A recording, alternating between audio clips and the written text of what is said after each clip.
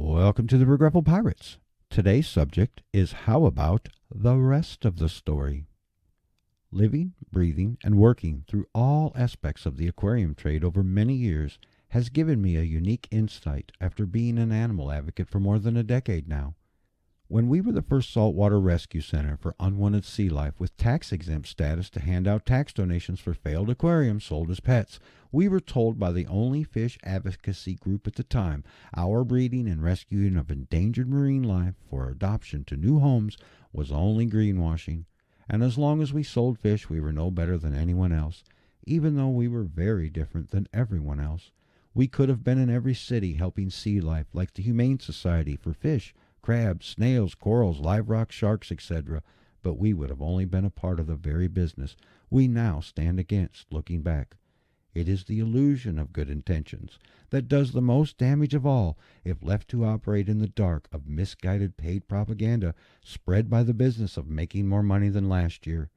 The aquarium industry can't tell the whole truth because of sponsors' advertisements directing the narrative of captivity for their own good through magazines and online chat clubs, but aquarium advocacy groups promoting life in tanks because of in-kind monetary partners and sponsors destroying life with new threats and false names is the epitome of hypocrisy to conservation and the rest of the story. Welcome to the Regretful Pirates. And now, the rest of the story. I've been watching and listening to the responses the last couple of months after the release of The Dark Hobby,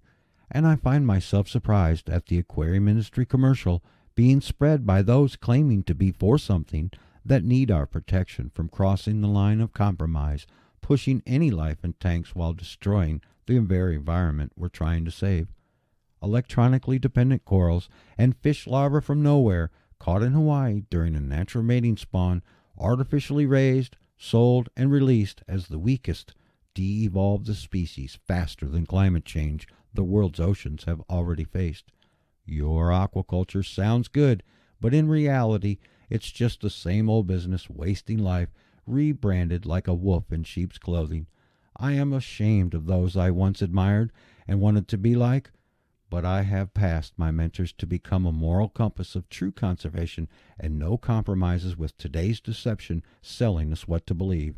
I stand here firmly calling out my fellow animal protectors to help free life by not settling for just a little killing by some companies doing the most damage ever, which is the moral of the story.